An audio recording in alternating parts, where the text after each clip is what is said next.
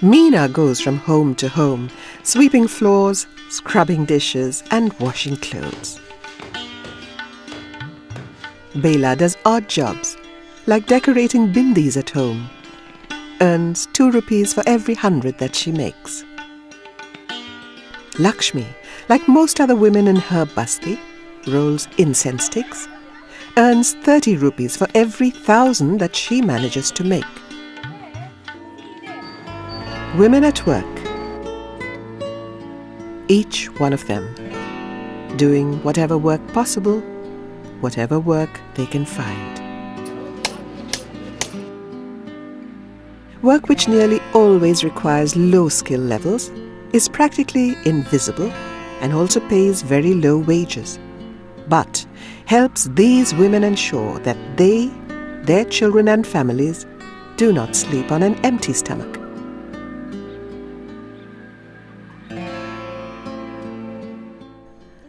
Life in the city is very expensive. Everyone must work in order to survive. For us women who live in the slums, life is particularly difficult. Husbands don't give money to run the house, have bad habits. To educate our children, run our homes, our families, we have to work. We have to earn money.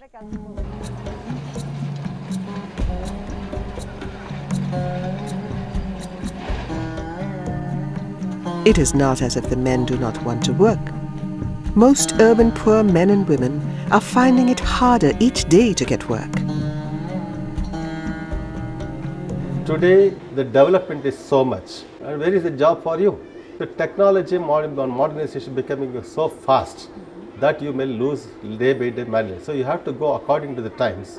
Processes of liberalization, restructuring, and rapid mechanization all have contributed to increasing unemployment and its concomitant social problems.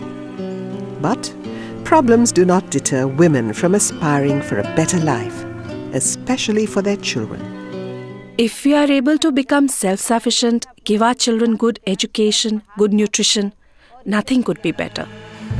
Much as they need work, options for employment for urban poor women get further minimized due to limited access to education, low skill levels, limited or no information on technology use and market knowledge, thus increasing their vulnerability.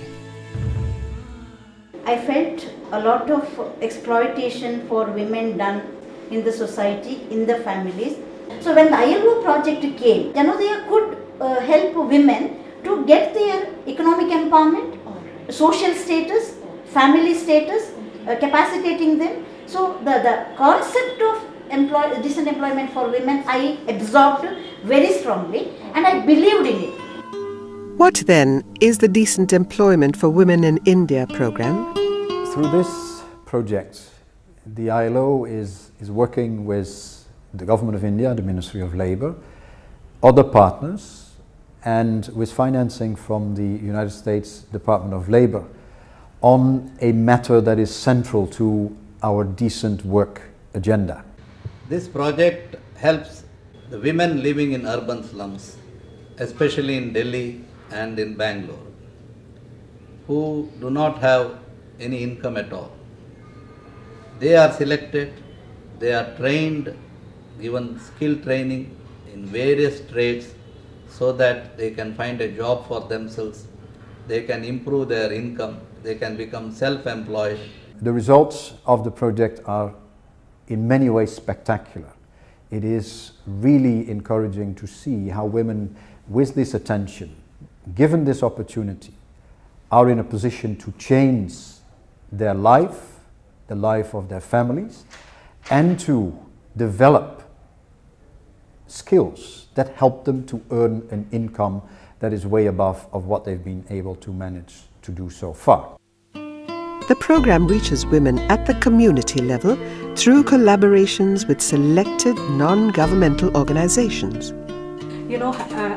End up doing a whole lot of new kind of learning, and it is a kind of a de-learning and a relearning for both the NGO as well as the donor agency. And I think their mindset would change when they see the realities at the grassroots level.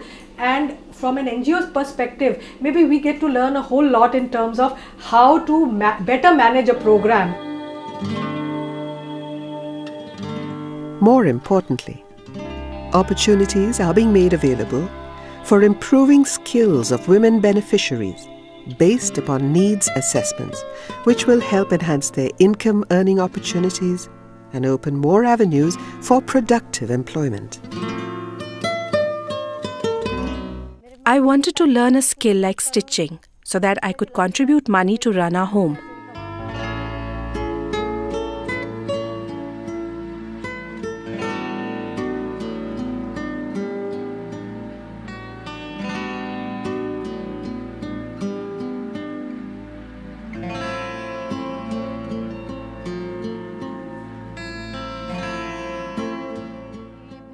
I came to know that training to become a beautician was being provided free of cost, so I joined. Otherwise, it would have been very difficult for me to have taken training. I would not have been able to train to become somebody. It's only after receiving training that we can progress and achieve something. One needs to learn for everything. Training gives self-confidence. Earlier, I used to be scared, unsure whether I could or could not do something. After receiving training, I'm sure I can do something. Confident है, अगर काम दिया तो ma'am करेगी. Support services like childcare make time spent in training even more valuable, allowing for opportunities not only for forging friendships, but also future professional partnerships. Information on issues related to sanitation, health, family welfare, HIV/AIDS, often using innovative methods, are also provided. Facilities for health checks and supplementary nutrition also form an integral part of the program, making it a truly holistic package. And then you find them, a woman who was not even opening up to talk to you, is so confident, she can argue her case, she can talk about her rights, she can talk about what she should, how happy she is, what she's been able to do, and she finds herself a useful and looks at a meaningful role that she can play in the family and useful member that she is, and feel, of course, confident about it. Now we feel confident. Earlier we felt shy even if we had to speak to strangers. I knew very little earlier. I've learned a lot ever since I started coming here. I really suffered from low self-esteem. Now I feel so good about myself.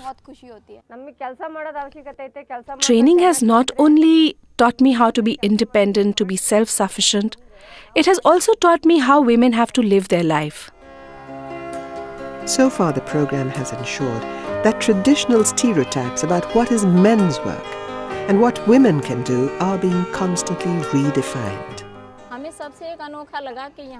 The fact that women were being trained to become motor mechanics fascinated me. So I also wanted to become one. Construction worker, women or illiterate, they show enormous amount of interest to learn, and they also have confidence, and they are also given an opportunity. They can learn and they can excel in their work. That's we understood through this program. ILO being an international labor organization, we thought that if women are trained under this program, they'll get visibility as well as they get credibility.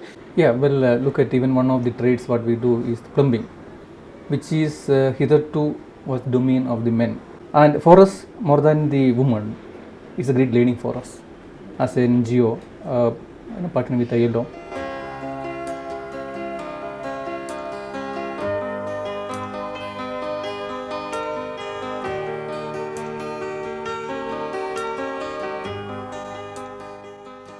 Alongside training women beneficiaries, the program lays equal, if not more, emphasis on development of infrastructure and capacity building of partner organizations, both non-governmental organizations and formal training institutes. This, in future, will contribute to smooth replications of pilot interventions which have proved to be successful. We have started this program only on a pilot basis. Now this would become a replicable model for several such programs which would in the near future be taken up in other parts of the country. So it's going to be a very, very big and a very useful instrument, shall we say, for women who otherwise do not have any means of becoming self-reliant to become so.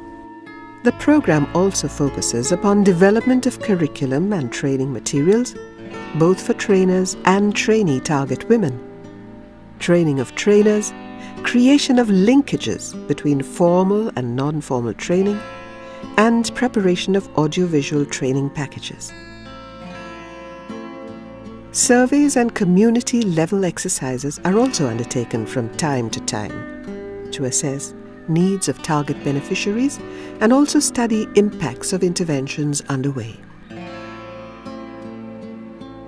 Various efforts have been made to initiate employment and marketing linkages which are being constantly strengthened, providing valuable work experience to the beneficiaries. Any project where marketing is absent, it is doomed to fail. And if a credit is given, and if the goods are not marketed, the loan is not repaid. So marketing is the key element. In fact, depending upon the requirements of the market, one has to produce the goods.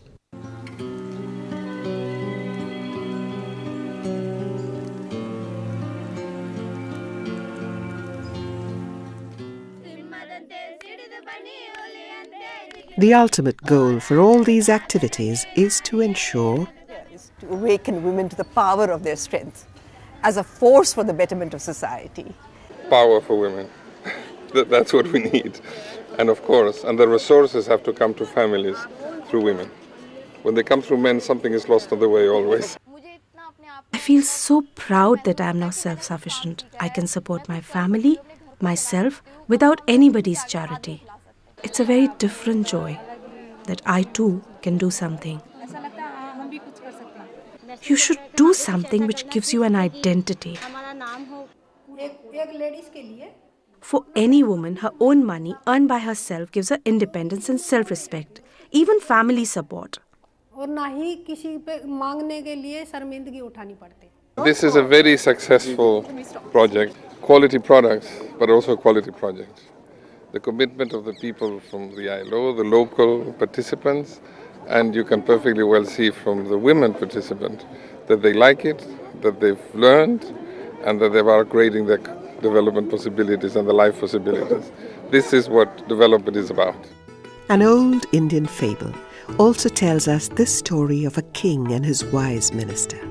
The king wanted to banish darkness from his kingdom, and so gave oil and lamps to each family, only to find each time the lamps broken or lost, the oil finished. In despair, he turned to his minister, who advised him not to give the lamps to the men, but hand them over to the women, as it was only the women who would ensure that the lamps stay lit for all times to come.